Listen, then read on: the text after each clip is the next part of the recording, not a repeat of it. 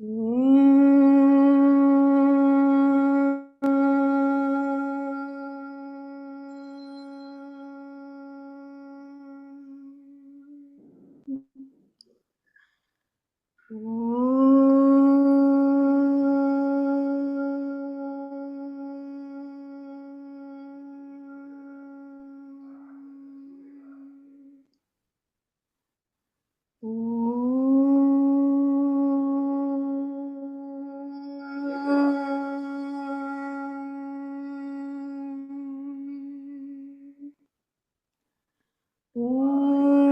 सहनाववतु सहनौ भुनक्तु सह वीर्यं करवावहै तेजस्विनावधीतमस्तु मा विद्विषावहै ॐ शान्ति शान्ति शान्तिः।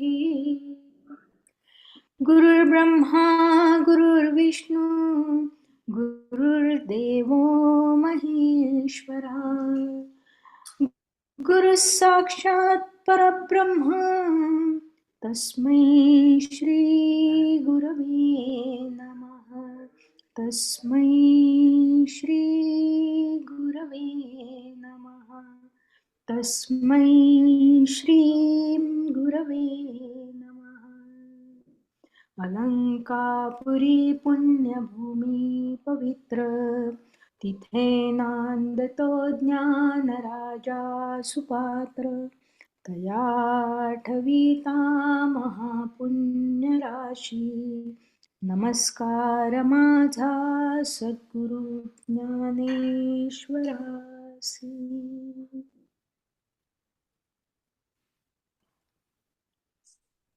ओके, नमस्कार मंडळी. आज नीलिमाताई नाही येऊ शकत आहे, त्यामुळे आपण आज नेहमीप्रमाणे सुरुवात करूया. मृणालताई, if you want to start the गोश्वारा, you can Sure. start. So माझा गोश्वारा जरा लांब झालाय, so I don't know what to do. तुम्ही सांगा मला की you know if I am exceeding time मग आपण रॅप अप करूया. तुम्ही चालू But करा I- वाचायला. Sorry. So me I went श्लोक बाय श्लोक, सो तुम्ही पहा. सो 18व्या अध्यायात जे श्लोक आपण वाचले लास्ट सेशन मध्ये, त्याच्यामध्ये श्री गुरुदेवांना विश्लेषण दिली आहेत, उपमा दिल्या आहेत आणि त्यानुसार त्यांचा जय जयकार केलाय. तर त्याच्यामध्ये त्यांनी सुरुवातीला सांगितलं की सेवकांचे संपूर्ण कल्याण करणारा, जन्म व म्हातारपणाची धूळदाण करणारा, अशुभ समुदायांचा नायनाट करणाऱ्या अशा गुरुदेवाचा जय जयकार असो. वेदशास्त्री वृक्षांचे फळ असणाऱ्या व त्या फळाची प्राप्ती करून देणाऱ्या, स्वरूपतः पूर्ण असणाऱ्या व ज्यांच्या विषय वासना नाहीशा झाल्या आहेत त्यांचा कैवार घेणाऱ्या श्री गुरुचा जय जयकार असो. अंशादी विभागापलीकडे असलेल्या, ज्याच्या ठिकाणी विपुल आनंद प्रकट आहे, ज्याने संपूर्ण दोष नेहमीच नाहीसे केले आहेत, जो सर्वांना कारण आहे, अशा स्वयंप्रकाशी गुरुदेवाचा तुमचा जय जयकार असो. जगद्रूपी ढगाचा गर्भ ज्यात संभवतो अशा आकाशा, स्वर्गादी लोकांच्या उत्पत्तीचे आधारभूत खांब असलेल्या श्री गुरुदेवांचा जय जयकार असो. संसाराचा फडशा पाडणाऱ्या, स्थिर असणाऱ्या साधकांचे चंचल चित्त पिऊन मोठे पोट झालेल्या गुरुदेवांचा जय जयकार असो. जगत प्रकट करण्याचा एकसारखा खेळ खेळण्याची आवड असलेल्या गुरुदेवांचा ज्ञानाभिमान गलित करणाऱ्या, शम दमे करून मदनाच्या भयाचा नाश करणाऱ्या दयासागरासारख्या असणाऱ्या गुरुदेवाचा जय जयकार असो. अभिकारी मदनरूपी सापाच्या घमंडीचा धुव्वा उडवणाऱ्या, भक्ताच्या प्रेमरूपी घरातील दिवा असणाऱ्या, तापाचा नैनाट करणाऱ्या अशा गुरुदेवाचा जय जयकार असो. परिपक्व झालेल्या वानाचे फक्त प्रेम असलेल्या आपल्या दासाच्या स्वाधीन होऊन राहिलेल्या श्री गुरूंचा जय जयकार असो. हे भेदरहित श्री गुरु तुमच्या स्तुतीच्या शब्दांनी वर्णन करण्याची मला लाज वाटते. असं म्हटलं आहे की I am not sufficient. Then समुद्राची अशी प्रचिती आहे, की तो मर्यादा उल्लंघन करत नाही. परंतु हे तेव्हाच तोपर्यंतच खरं असतं, जोपर्यंत तो पूर्ण चंद्र उदयाला आलेला पाहत नाही. देन चंद्रकांत मणी आपल्या पाझराने चंद्रास आपण होऊन अर्ध्य देत नाही. पण अर्ध्यातिक देवविण्याचे काम तो चंद्रच त्या चंद्रकांत मण्याकडून करून घेतो. मायेच्या ताब्यात न सापडणाऱ्या हे श्री गुरुदेवा, तुमचा जय जयकार असो. सो अशा बऱ्याच उपमा दिलेल्या आहेत. पुढे त्यांनी म्हटलंय की कल्पनारहित प्रसिद्धी असलेल्या परमात्म स्वरूपास प्राप्त करून देणाऱ्या कल्पवृक्षा, स्वरूप ज्ञानरूपी वृक्षाचे बीज वाढवण्यास जमीन असलेल्या देवा, तुमचा जय जयकार असो.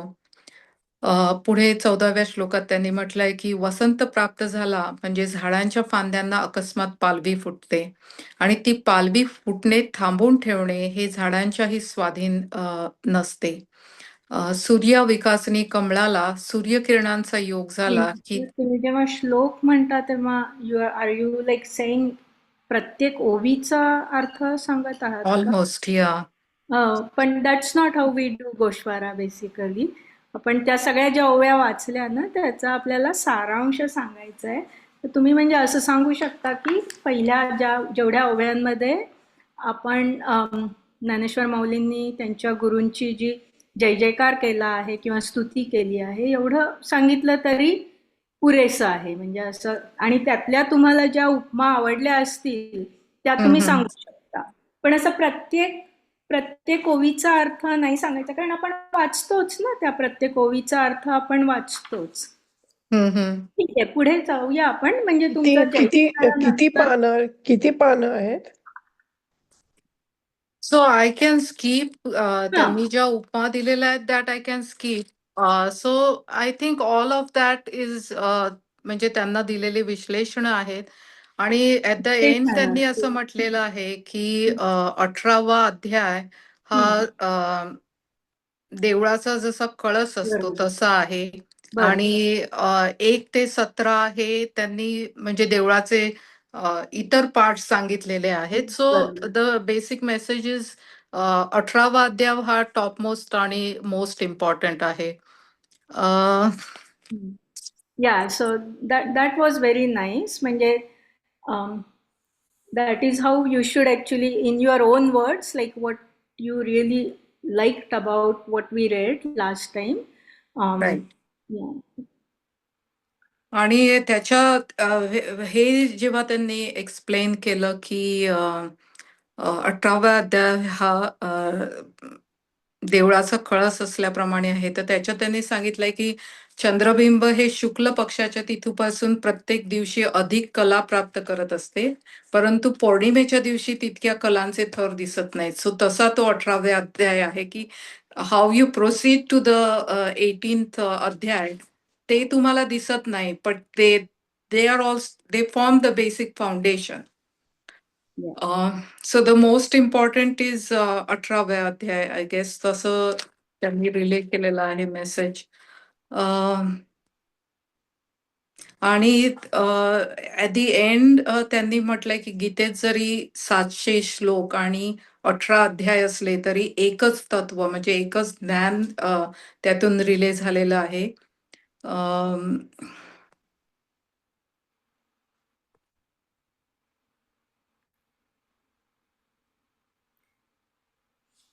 आणि एक 17व्या अध्यायाच्या शेवटी काय झालं आणि तो 17वा अध्याय कसा 18व्या अध्यायाला गुंफला गेलेला आहे ते पण त्याच्याबद्दल पण आहे ना आपण लिहिलेलं. सो त्यांनी सांगितलंय की म्हणजे फ्रॉम 1st to 18th अध्याय याप्रमाणे गीता रूपी मंदिर मोक्षाकरता तयार करून व्यासांनी प्राण्यांचे नाना प्रकाराने रक्षण केले. So I don't know how to explain.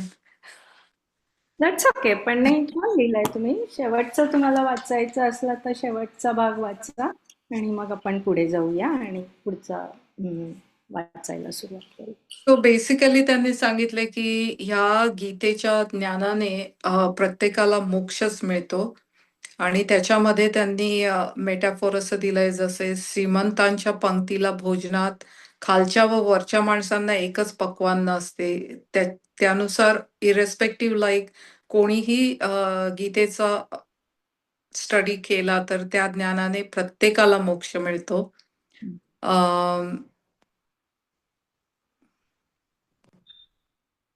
Very good. I guess that is the सारांश. सारांश आहे. बरोबर आहे. अगदी अगदी. Thank you so much. Yeah I think मी लास्ट टाइम गोश्वारा लिहिला होता फक्त 2 पानांचा, अँड देन सबसिक्वेंटली ज्यांनी वाचलं त्यांनी एवढा लांब लिहिला होता की then I felt oh my God, did I do right. So आज मी बसून प्रत्येक ओवी लिहून काढली.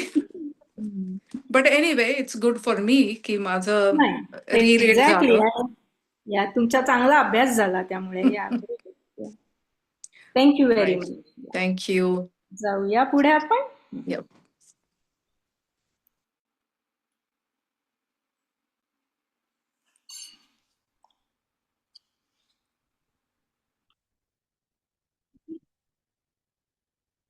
सिक्स्टी पासून वाचायचं ना, 60 नंतर.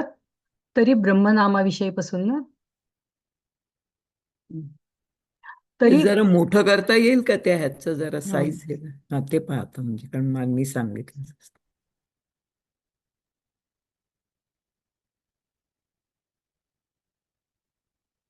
ओके. छान. सुरू करू. तरी ब्रह्मनामाविषयी श्रद्धा सोडून देऊन जितकी कर्मे करावीत तितकी सर्व व्यर्थ होतात. हे देवांचे बोलणे ऐकून अर्जुन डोलू लागला व मनात म्हणाला, कर्मावर भर असलेल्यांना देवांनी कमी प्रतीचे लेखिले आहे असे मला वाटते. अज्ञानाने आंधळा झालेला तो दीन कर्मठ वर्ग जर एवढ्या सर्व व्यापक ईश्वराला पाहू शकत नाही, तर अशा स्थितीत त्या कर्मठ वर्गाला प्रथम त्याचे ईश्वराचे एक नाव व त्यावर अवलंबून असलेल्या पुढच्या श्रद्धाधिक गोष्टी कशा कळणार? आणि मनुष्याच्या अंतःकरणातून रजोगुण व तमोगुण हे गेल्याशिवाय जी श्रद्धा असते ती अगदीच कमी प्रतीची असते. ती ब्रह्मनामाच्या ठिकाणी कशी जडेल? मग शस्त्राच्या आग्राला आलिंगन देणे, दोरीवर धावणे अथवा नागिणी बरोबर खेळणे या गोष्टी देखील त्या श्रद्धाविरहित कर्मापुढे घातकपणाच्या बाबतीत हार खातील. ब्रह्मनामावरील श्रद्धेशिवाय केलेली कर्मे तशी घातक आहेत. शिवाय त्या कर्मांची प्रवृत्ती दुसरे जन्म देण्याकडे असते. एवढे सर्व कुयोग कर्मात असतात. अथवा हे कर्म जर चुकून यथासांग झाले तर ते कर्म करणाऱ्याला ज्ञानाची योग्यता प्राप्त होते व कर्म नीट झाले नाही तर या कर्मानेच तो कर्म करणारा नरकाच्या घराला जातो. कर्मामध्ये इतक्या पुष्कळ अडचणी आहेत. असे जर आहे तर कर्मठाला मोक्षाकडे जाणे कोठून घडणार? तर आता कर्माचे हे दारिद्र्य नाहीसे होवो व सर्व कर्मांचा त्याग केला जाओ आणि त्या दोषरहित संन्यासाचा स्वीकार केला जाओ, जेथे कर्मबाधेच्या म्हणजे जन्म मरणाच्या भयाचे मुळी नाव देखील नसते. असे आत्मज्ञान ज्या योगांनी स्वाधीन होईल, जे ज्ञानाला बोलावणारे मंत्र आहेत, जे ज्ञान पिकवणारे चांगले शेत आहेत व जे ज्ञानाला आकर्षण करणारे सूत्रतंतू आहेत, असे जे संन्यास व त्याग या दोघांचे आचरण करून जग कर्माच्या बंधनातून सुटावे, म्हणून आता त्याग व संन्यास याविषयी देवास चांगले स्पष्ट विचारू. असा अर्जुनाने विचार करून त्याग व संन्यास यांचे ज्ञान पृथक्त्वाने व चांगले स्पष्ट करण्याकरता जेव्हा त्याने प्रश्न केला, तेव्हा त्या प्रश्नाला उत्तर देण्याकरता म्हणून श्रीकृष्णाने जे भाषण केले त्यात 18वा अध्याय प्रगट झाला. याप्रमाणे एक उत्पन्न करणारा व त्यापासून दुसरा उत्पन्न होणारा या नात्याने मागच्या अध्यायापासून हा अध्याय उत्पन्न झाला. आता अर्जुनाने जे विचारले ते नीट ऐका. तरी त्या पंडूराजाच्या मुलाने अर्जुनाने देवाचे बोलणे 17व्या अध्यायात संपलेले पाहिले व तो मनात खिन्न झाला. वास्तविक विचार करून पाहिले तर त्याचा आत्मज्ञानाच्या सिद्धांताविषयी खरोखर ठाम निश्चय झाला होता. परंतु आता देव स्वस्थ बसलेले त्याला सहन होईना. वासरू तृप्त झाल्यावर देखील गाय आपल्यापासून दूर जाऊ नये असे त्या वासरास वाटते. एकनिष्ठ प्रीतीचा प्रकार असाच आहे. त्या प्रेमाच्या योगाने आपल्या आवडत्याशी काही कारण नसतानाही बोलावेसे वाटते व ते एकदा पाहिलेले असले तरी पुन्हा डोळे भरून पहावेसे वाटते. आवडता विषय एकदा उपभोगिला तरी त्याच्या भोगाविषयीची इच्छा त्या भोगाने दुपटीने वाढतच जाते. प्रेमाचा हा प्रकार आहे आणि अर्जुन तर प्रेमाचीच मूर्ती आहे. म्हणून देवाचे स्तब्ध बसणे त्याच्या मनाला बरे वाटेना आणि एरवी न दिसणारे आपले रूप आरशात ज्याप्रमाणे पाहता येते त्याप्रमाणे देणे, घेणे, बोलणे, ऐकणे वगैरे व्यवहार जिच्या संबंधाने होत नाहीत ती ब्रह्मवस्तू प्रश्नोत्तराच्या निमित्ताने अनुभविता येते. मग तो संवाद जर थांबला तर ब्रह्मवस्तूच्या आनंदाच्या अनुभवात खंड पडेल. तेव्हा मग आत्मसुखाच्या भोगाला चटावलेल्या अर्जुनास हे कसे सहन होईल? याकरता त्याग व संन्यास विचारण्याचे निमित्त घेऊन ते गीतारूपी वस्त्र अर्जुनाने पुन्हा उलगडावयास लावले. हा 18वा अध्याय नाही तर ही एकाध्यायी गीताच आहे. ज्या वेळेला वासरूच स्तनाला लागेल त्या वेळेला पान्हा सोडण्यास गायीस कितीसा वेळ लागेल? त्याप्रमाणे गीता संपण्याच्याही वेळी पुन्हा गीता व्याख्यानाचा आरंभ करावयास भाग पाडले. यात काही आश्चर्य नाही, कारण गुरु शिष्यांचा संवाद काय करणार नाही. परंतु तूर्त हे राहू द्या. अर्जुन याप्रमाणे विचारावयास लागला. तो म्हणाला, हे जगाच्या नाथा, माझी विनंती ऐकावी. ते पहिल्यापासून 60 पर्यंत जायचंय ना आपल्याला.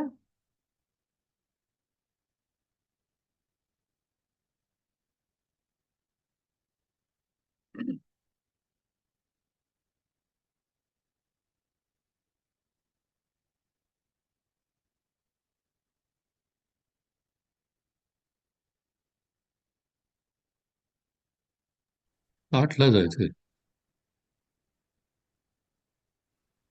मला वाटतं 22वं पान, हा, ओवी नंबर 22 पान 22 असेल, बरोबर. खाली. अजून थोडं खाली.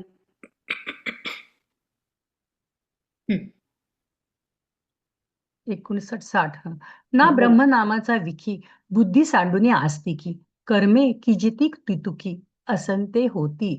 हा ऐकोनी देवाचा बोलू अर्जुना आला डोलू म्हणे कर्मनिष्ठा मळू ठेविला देखो. तो अज्ञानांधू तव बापुडा ईश्वरुची न देखे एवढा तेथ नाम एक पुढा का सुझे तया आणि रजतमे दोन्ही गेलिया विण श्रद्धासानी ते का लागे अभिधानी ब्रह्माची ये. मग कोता खेव देणे वार्तेवरील धावणे संडी पडे खेळणे नागिणीचे ते तैसी कर्मे दुवाडे तया जन्मांतराची कडे दुर्मिळावे एवढे कर्मा माझी ना विपाये हे उजू होये तरी ज्ञानाचीच योग्यता लाहे एरवी येणेची जाये निर्यालया कर्मी हा ठावोवरी आहाती बहुवा अवसरी आता कर्मठा कैवारी मोक्षाची हे तरी फिटो कर्माचा पांगू की जो अवघाची त्यागू आदरी जो अव्यंगू संन्यासू तो कर्मबाधेची कही जेथ भयाची गोष्ट नाही ते आत्मज्ञान जिही स्वाधीन होय. ज्ञानाचे आवाहन मंत्र जे ज्ञान पिकते सुक्षेत्र ज्ञान आकर्षिते सूत्र तंतू जे का ते दोन्ही संन्यास त्याग अनुष्ठुनी सुटो जग तरी हेची आता चांग व्यक्त पुसो. ऐसे म्हणून पार्थे त्याग संन्यास व्यवस्थे रूप हो आवया जेथे प्रश्न केला तेथ प्रत्युत्तरे बोली श्रीकृष्णे जे चावळिली तया व्यक्ती झाली अष्टादशा एवं जनक भावे अध्यावो अध्यायाते प्रसवे. आता ऐका बरवे पुसिले ते तरी पंडू कुमरे तेणे देवाचे सरते बोलणे जाणोनी अंतःकरणे काणी घेतली. एरवी तत्वविषयी भला तो निश्चितू असे खीर जाहला परी देवो राहे उगला ते सहावेना. वत्स धालयाही वरी धेनू न वचावी दुरी अनन्य प्रीतीची परी ऐसीची आहे.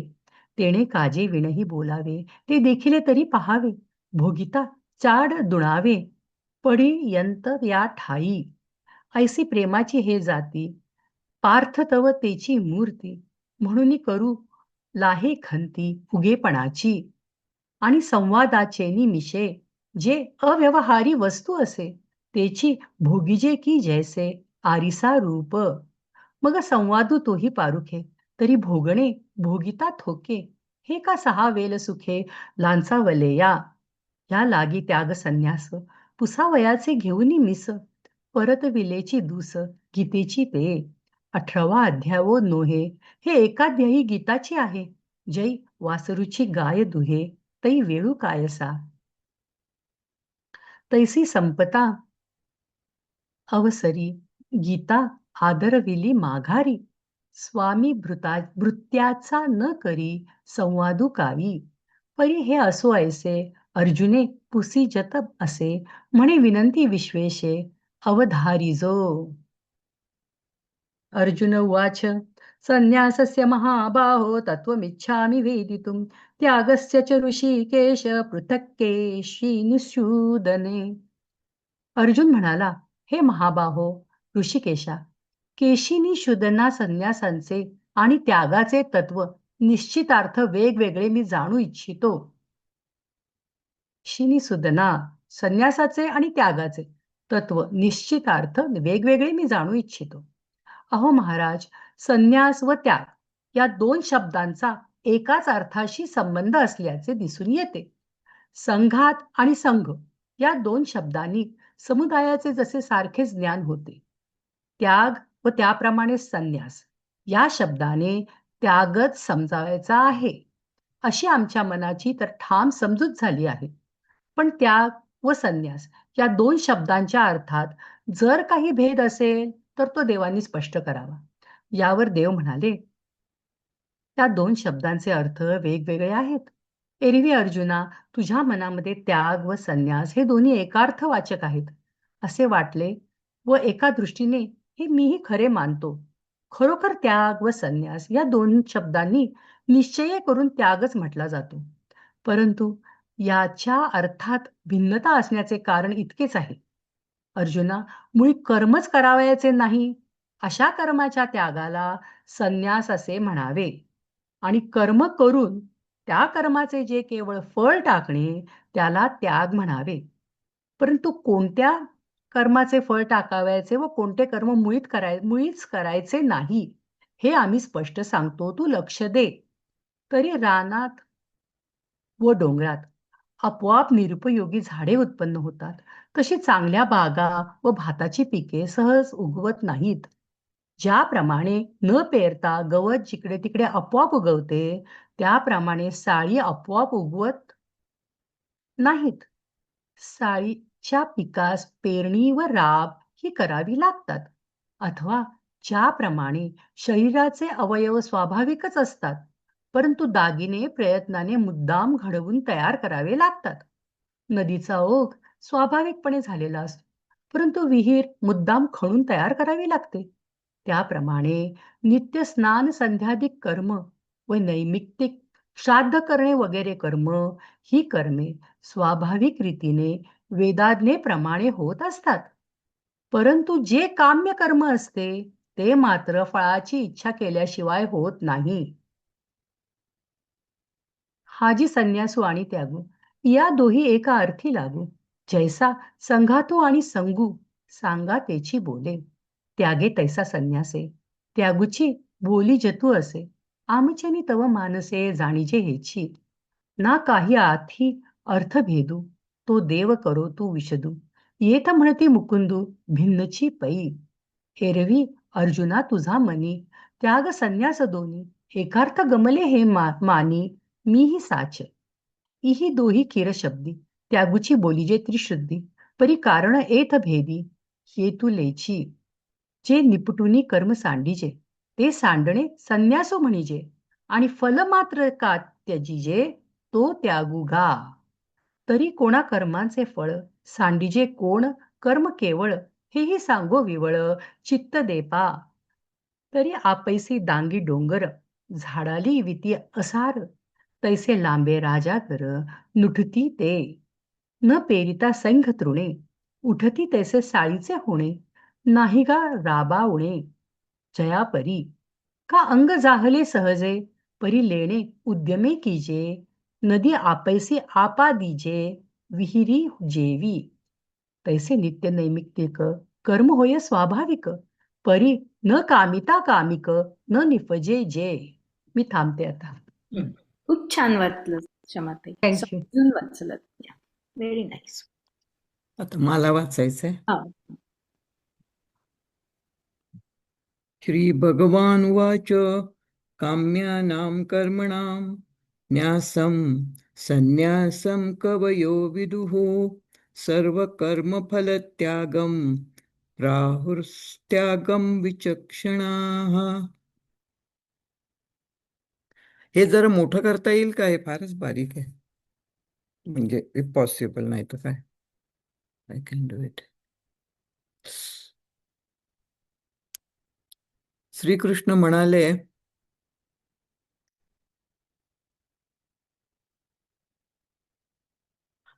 म्हणाले, काम्यकर्मांचा त्याग म्हणजेच संन्यास होय, असे विद्वानांचे मत आहे.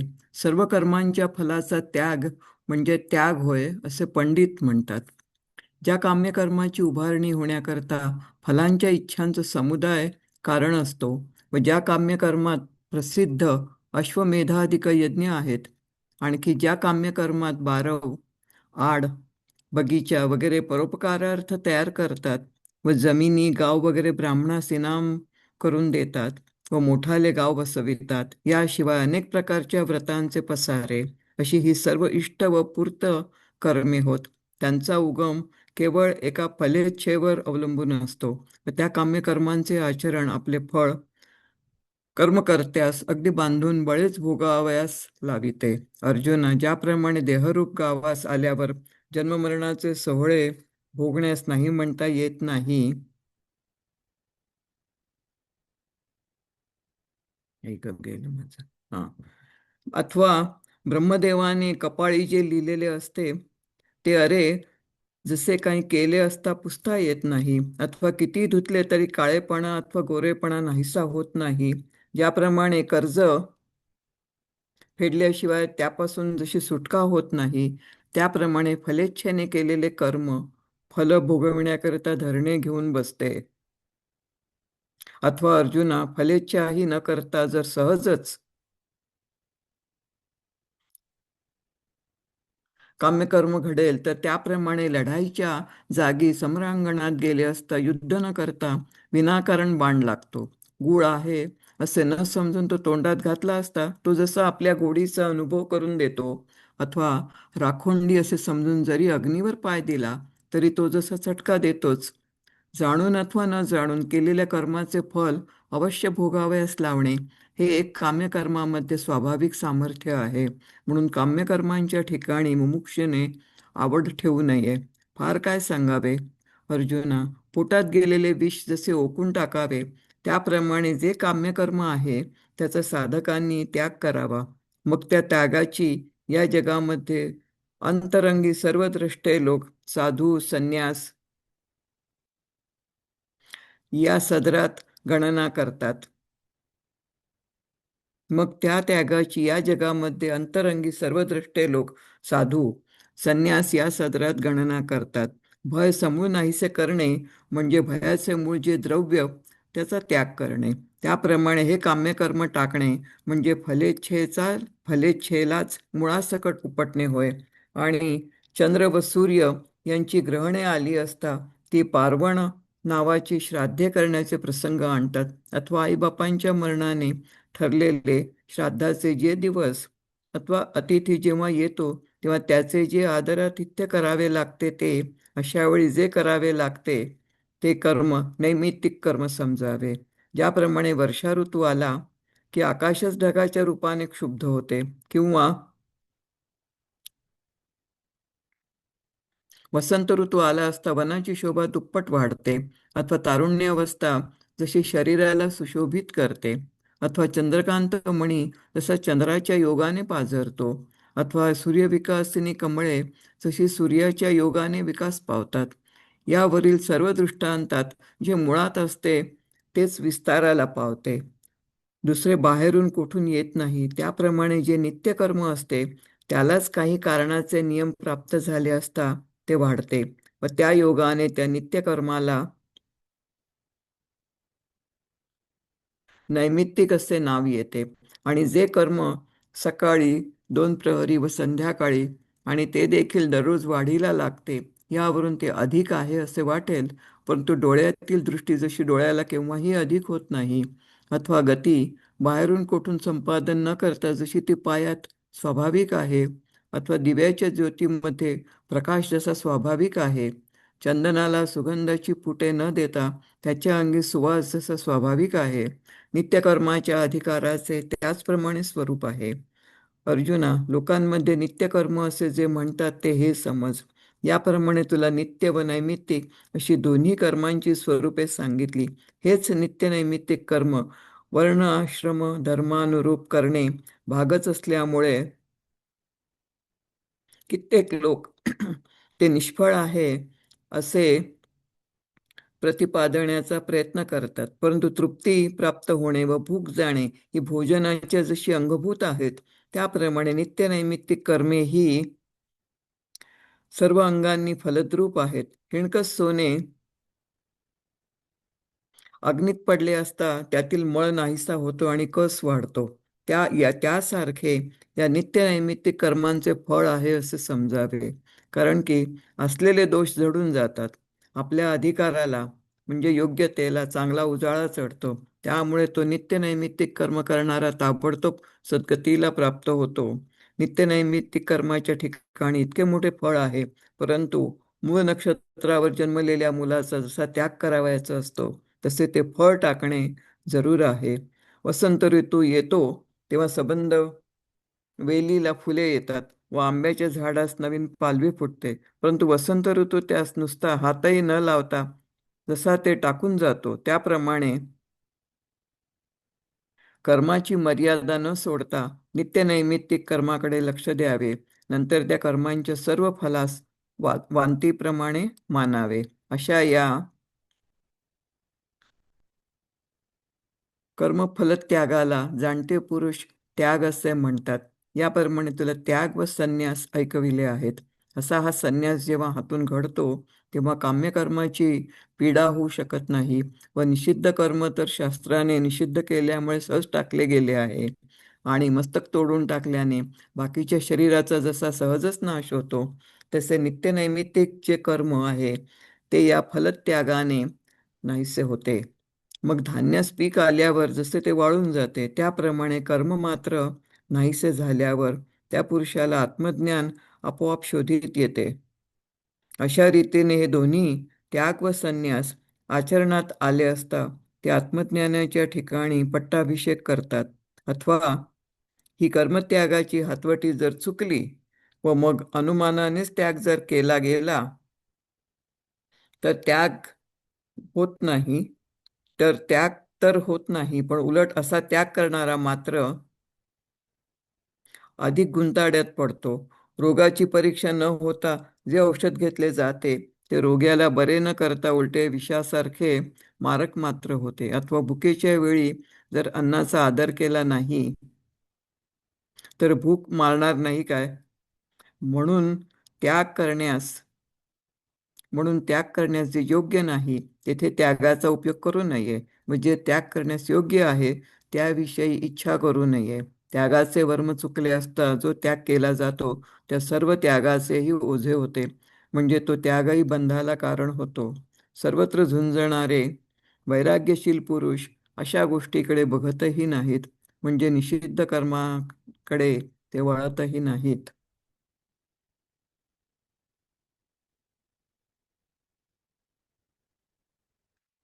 कामनेचे कामनेचेची दळवाडे, जे उभारावया घडे, अश्वमेधादिक पुढे यागजेथ, वापी कूप आराम, अग्रहारे हन महाग्राम, आणि कही नाना संभ्रम, व्रतांचे ते ऐसे इष्टापूर्त सकळ, जया कामना एकमूळ, जे केले भोगवी फळ, बांधोनिया देहाचिया गावा आलिया, जन्म मृत्यूचिया सोहळिया, ना म्हणू नये धनंजया, जिया परी काललाटींचे लिहिले, न मोडेगा काही केले, काळे गोरे पण धुतले, फिटो नेणे, केले काम्य कर्म तैसे, फळ भोगावया धरणे बैसे, न फेडिता ऋण जैसे, ओसंडिना का कामना ही न करिता, अवसात घडे पंडुसता, तरी वाय कांडे न झुंजता, लागे जैसे गुळ नेणता तोंडी, घातला देची गोडी, आगी मानुनी राखोंडी, चेपिला पोळी, काम्यकर्मी हे एक, सामर्थ्य आथी स्वाभाविक, म्हणून नको कौतुक, मुमुक्षु येथ, किंबहुना पार्था ऐसे, जे काम्य कर्म गा असे, ते त्यजिजे विष जैसे, वोकुनिया, मग तया त्यागा ते जगी, संन्यासू ऐसिया भंगी, बोलीचे अंतरंगी, सर्वद्रष्टा, हे काम्य कर्म सांडणे, ते कामने तेची उपडणे, धनत्यागे दवडणे, भय जैसे, आणि सोम सूर्य ग्रहणे, येऊनी करविती पार्वणे, का माता पितर मरणे, अंकित जे दिवस, अथवा अतिथी हन पावे, ऐसैसे पडे जे करावे, ते कर्म जाणावे, नैमित्तिक गा, वार्षिया क्षोभे गगन, वसंते दुणावे वन, देहा शृंगारी यौवन, दशा जैसी, का सोमकांतू सोमे पघळे, सूर्ये फाकती कमळे, येथ असे तेची पाल्हाळे, आननये, तैसे नित्य जे का कर्म, तेची निमित्ताचे लाहे नियम, येथ उंचावे तेणे नाम, नैमित्तिक होय, आणि सायंप्रातर मध्यान्नी, जे करणे तेही प्रतिदिनी, परिदृष्टी जैसी लोचनी, अधिक नोहे, का नापादिता गती, चरणी जैसी आथी, ना तरी ते दीप्ती, दीपबिंबी, वासुनेदिता जैसे, चंदनी सौगंध्य असे, अधिकाराचे तैसे, रूपची जे, नित्यकर्म ऐसे जनी, पार्था बोलिजे ते मानी, एवं नित्य नैमित्तिक दोन्ही, दाविली तुझ, हेची नित्य नैमित्तिक अनुष्ठेय, हेची नित्य नैमित्तिक अनुष्ठेय आवश्यक, म्हणू पाहती एक, वांझ यया ते, परी भोजनी जैसे होय, तृप्ती लाभे भूक जाय, तैसे नित्य नैमित्तिकी आहे, सर्वांगी फळ, कीड आगिठा पडे, तरी मळू तुटे, वानी चढे, या कर्मा तया सांगडे, फळ जाणावे, जे प्रत्यवाय तवगळे, स्वाधिकार बहुवे उजळे, तेत हातो फळिया मिळे, सद्गतीसी, येवढे वरी ढिसाळ, नित्य नैमित्तिकी आहे फळ, परी ते त्यजिजे मूळ, नक्षत्री जैसे, लता पिके आघवी, तव च्युत बांधे पालवी, मग हात न लावीत माधवी, सोडूनी घाली, तैसी नोलांडिता रेखा, चित्त दिजे नित्य नैमित्तिका, पाठी फळा कीजे अशेखा, वांताचे वानी, यया कर्मफळ त्यागा ते, त्यागू म्हणती पै जाणते, एवं संन्यास त्याग तू ते, परी सविले, हा संन्यासुजै संभवे, ते काम्य बाधून पावे, निषिद्ध तव स्वभावे, निषेधे गेले. आणि नित्याधिक जे असे, ते येणे फळ त्यागे नासे, शिर लोटलिया जैसे येर अंग, मग सस्य फळपाकात, तैसे निमालिया कर्म जात. आत्मज्ञान गिवसित अपैसे ये, ऐसिया निगुती दोनी, त्याग संन्यास अनुष्ठानी, पडले गा आत्मज्ञानी, बांधती पाटू, ना तरी हे निगुती चुके, मग त्यागू कीजे हात तुके, तै काही न त्यजे अधिके, ओवींची पडे, जे औषध व्याधी अनोळख, ते घेतलिया परते विख, का अन्न न मानिता भूक, न मारी काय, म्हणून त्याज्य जे नोहे, तेथ त्यागा ते न सुवावे, त्याज्या लागी नोहावे, लोभा पर, सुकलिया त्यागाचे वेझे, केला सर्व त्यागोही होय बोजे, न देखती सर्वत्र झुंजे, वितरागते. छान. क्रांती ना आता पुढे वाचू. त्याज्यदोष वदित्येके कर्म पराहुर्मनीषिणा, यज्ञदान तप कर्म न त्याज्यम मिति चापरे. कित्येक पंडित कर्म दोषवत बंधक म्हणून त्याज्य असे सांगतात. कित्येक दुसरे यज्ञ दान तप हे कर्म त्याज्य नाही असे सांगतात. कित्येकास फलाची इच्छा केल्या वाचून राहवत नाही. ते सांख्यशास्त्र कर्त्या कपिलाचे अनुयायी लोक कर्माला बंधनकारक असे म्हणतात. ज्याप्रमाणे एखादा मनुष्य आपण स्वतः नग्न असता त्यास जग हसले म्हणजे तो जगाला भांडखोर म्हणतो, अथवा अर्जुना जिव्हेच्या स्वाधीन असलेला रोगी अन्नाला नावे ठेवतो, अथवा रक्तपितीने सडलेला मनुष्य आपल्या शरीरावर न रागावता उलट त्यावर बसलेल्या माशांवर रागावतो, त्याप्रमाणे फलाची इच्छा टाकण्याविषयी असमर्थ असलेले लोक कर्मच वाईट आहे असे म्हणतात व मग ते कर्मच टाकावे असा निर्णय करतात. कित्येक पूर्वमीमांसक असे म्हणतात की यज्ञादिक कर्मे अवश्य करावीच, कारण या वाचून शुद्धी घडवून आणणारे दुसरे साधन नाही. मनाची शुद्धता होण्याच्या मार्गात आपण लवकरच विजयी व्हावे असे वाटत असेल तर चित्त शुद्ध करण्याच्या कामी समर्थ असणारे जे कर्म ते आचरण करण्याच्या कामी आळस करू नये. हिणकस सोने जर शुद्ध करावयाचे असेल तर अग्नीला कंटाळता कामा नये, अथवा लोखंडाच्या आरशाला स्वच्छ करण्याकरता पुष्कळ धूळ चुना वगैरे साठवून ठेवावी, अथवा वस्त्रे स्वच्छ असावीत असे जर मनापासून वाटत असेल तर परटाच्या वस्त्रे धुण्याच्या पात्राला घाणेरडे मानून ज्याप्रमाणे चालणार नाही त्याप्रमाणे कर्मे त्रास देणारी आहेत म्हणून त्यांचा त्याग करता कामा नये. स्वयंपाकाच्या क्लेशाशिवाय सुंदर अन्नाचा लाभ होईल का? अशा प्रकारच्या बोलण्याने कित्येक लोक कर्म करावे असाच बुद्धीचा निश्चय करतात. अशा रीतीने त्यागाविषयी एक असा निश्चय काहीच झाला नाही. तर आता ज्या योगाने हा त्यागासंबंधीचा घोटाळा मिटेल व त्या संबंधाचा ठाम निर्णय लागेल तशा प्रकाराने मी सांगतो. तू चांगले लक्ष देऊन ऐक.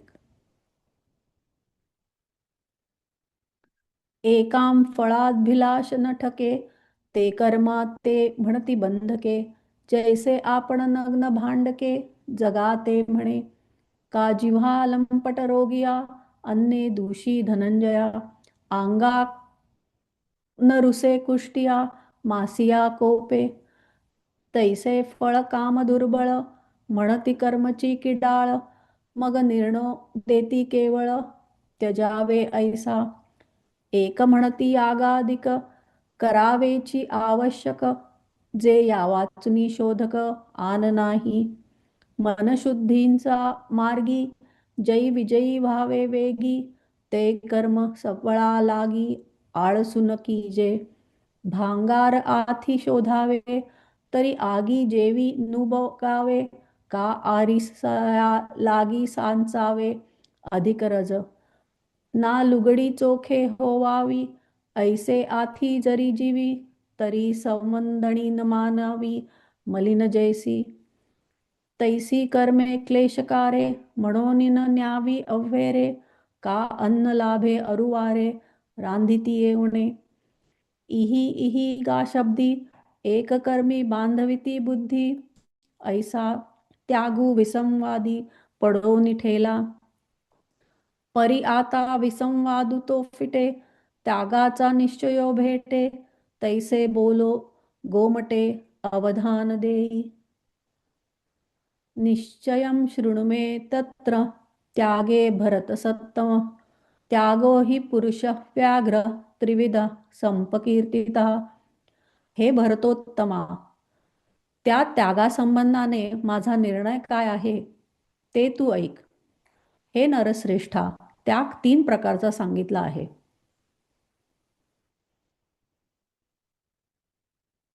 तरी अर्जुना, या कर्मत्यागाच्या बाबतीत त्याग 3 प्रकारचा आहे असे समज.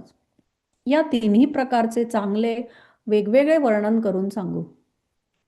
त्यागाचे 3 प्रकार जरी पुढे स्पष्ट सांगावयाचे आहेत, तरी तूर्त त्यागाच्या तात्पर्यार्थाचे सार एवढेच आहे असे समज. जे त्यागाच्या निर्णयाचे तत्व मी जो सर्वज्ञ त्या माझ्याही बुद्धीला खरोखर फारच पटते, ते त्यागासंबंधीचे ठाम मत अगोदर ऐक. तर संसार बंधनापासून आपल्या सुटकेविषयी सावध राहू असे जे मुमुक्षु म्हणतो, त्याला सर्व प्रकारांनी हेच करण्यास योग्य आहे. तरी त्यागू ऐथे पांडवा, त्रिविधू पै जाणावा, त्रया त्रिविधाही बरवा विभागू सांगो. त्यागाचे 3 प्रकार, कीजती जरी गोचर, तरी तू इत्यर्थाचे सार इतुले जाण.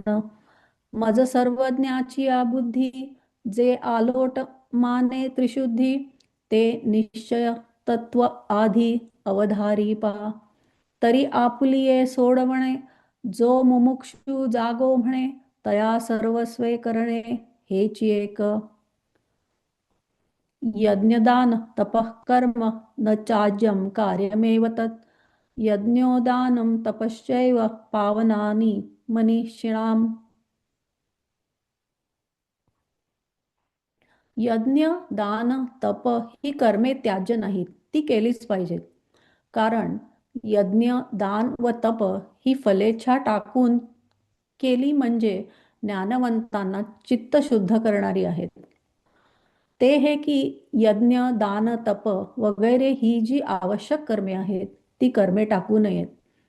ते कसे, तर ज्याप्रमाणे प्रवास करणाराने पावलापुढे पाऊल टाकणे, चालणे सोडू नये. हरवलेली वस्तू जोपर्यंत दिसली नाही तोपर्यंत तिचा माग टाकू नये. अथवा तृप्ती झाली नाही तोपर्यंत वाढलेले ताट ज्याप्रमाणे पलीकडे सारू नये. नदीच्या किनाऱ्याला न पोचता जसा नावेचा त्याग करू नये, अथवा केळीला फळे येण्याच्या अगोदर जशी ती टाकू नये, किंवा आपली ठेवलेली वस्तू दिसली नाही तोपर्यंत दिव्याचा जसा त्याग करू नये, त्याप्रमाणे जोपर्यंत आत्मज्ञानाविषयी पक्का निश्चय झाला नाही तोपर्यंत यज्ञाधिक कर्माविषयी उदासीन होऊ नये. तर आपल्या अधिकाराप्रमाणेच ती यज्ञ, दान, तप वगैरे कर्म अधिक दक्षतेने आचरावीत. कारण की चालणे जसे जलद होईल तसा तो चालण्याचा वेग विश्रांती करताच कारण होतो. त्याप्रमाणे कर्माचरणाचा भर नैष्कर्म्य स्थितीला पोचण्याकरता असतो. एखादा रोगी मनुष्य औषध घेण्याचा जसा जसा अधिक नियम करेल तसा तसा त्या औषधाच्या सेवनामुळे रोग नाहीसा होईल. त्याप्रमाणे जेव्हा कर्मे योग्य हातवटीने जलद केली जातात तेव्हा चित्तावरचे रजोगुण व तमोगुण, चंचलता व पापवासना साफ नाहीसे होतात. अथवा हिणकस सोन्याला वरचेवर क्षारांची पुटी देणे जेव्हा घडते तेव्हा त्यातील हिणकस भाग लवकरच नाहीसा होतो व ते सोने निर्दोष होते. त्याप्रमाणे आस्थापूर्वक केलेले कर्म चित्तावरील रजतम नाहीसे करून अंतःकरण शुद्धीचे ठिकाण प्रत्यक्ष अनुभवाला आणते. म्हणून अर्जुना, अंतःकरण शुद्धीची इच्छा करणाऱ्यास कर्मे ही तीर्थाच्या बरोबरीला येतात.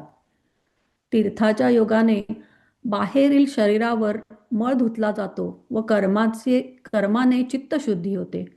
याप्रमाणे सत्कर्मे हीच पवित्र तीर्थे आहेत असे समज.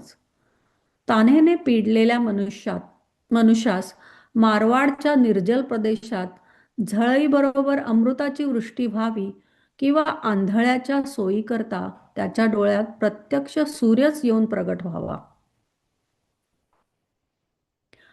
नदीत बुडणाऱ्याचे रक्षण करण्यास नदीत जशी धावून यावी अथवा पडणाऱ्या विषयी जसा पृथ्वीसच कळवळा यावा किंवा मरणाऱ्याला मृत्यूनेच आयुष्य वाढवून द्यावे. अर्जुना, मारक जे विष ते रसायन रूपाने दिले असता मरत असलेल्या मनुष्याला जसे वाचवते, त्याप्रमाणे बांधणारी जी कर्मे त्या कर्मानेच मुमुक्षूंना कर्मबंधनापासून सोडविले जाते. अर्जुना, त्याप्रमाणे कर्मे जरी सामान्यतः बांधणारी असतात तरी कर्म करण्याची जी एक हातवटी ठरलेली आहे त्या हातवटीने केलेली कर्मे सोडविण्याला, मुक्त करण्याला कारणीभूत होतात. अर्जुना, ज्या हातवटीने कर्मे केली असता कर्मच कर्माला नाहीसे करते, ती चांगली हातवटी आता तुला सांगू.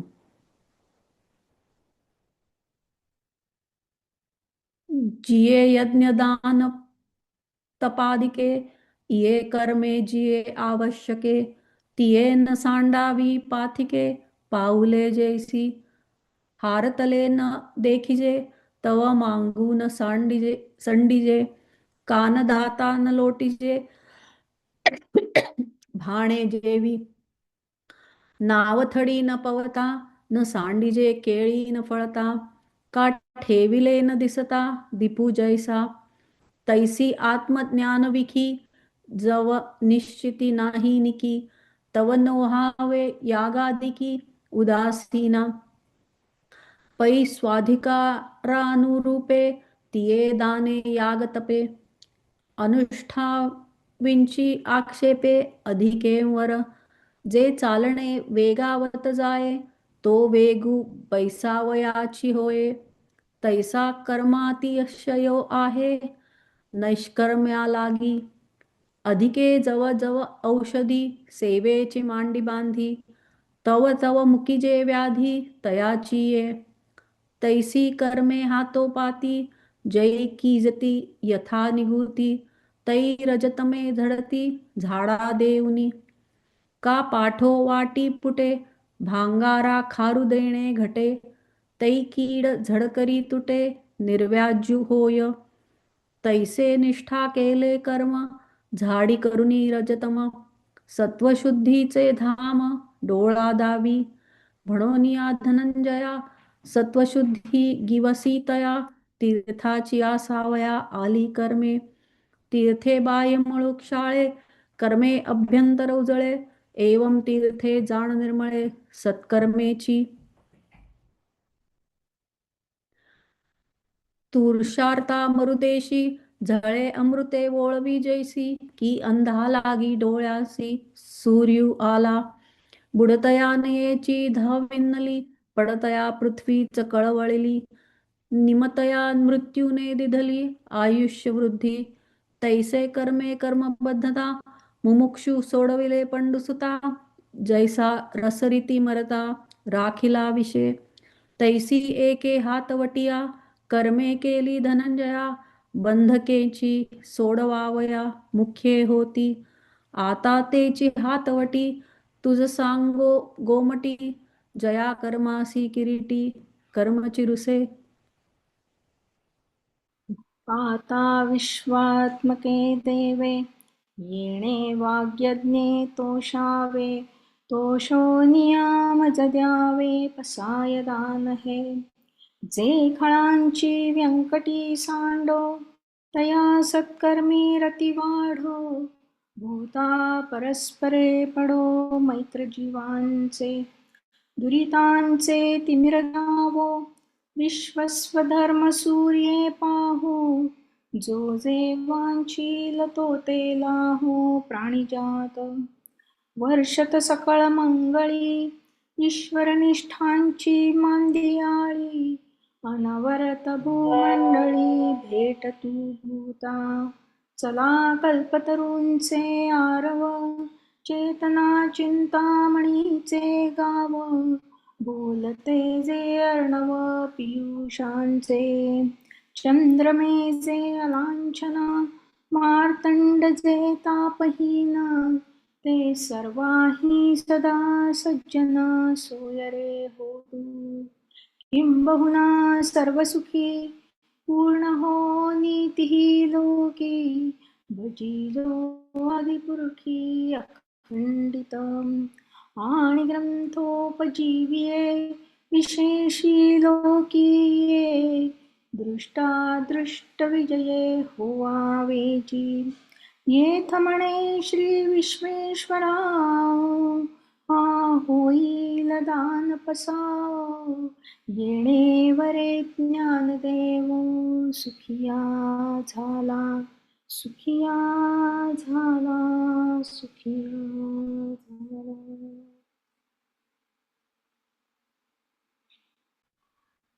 ओम पूर्णमदः पूर्णमिदं पूर्णात् पूर्णमुदच्यते पूर्णस्य पूर्णमादाय पूर्णमेवावशिष्यते. ओम शांती शांती शांती.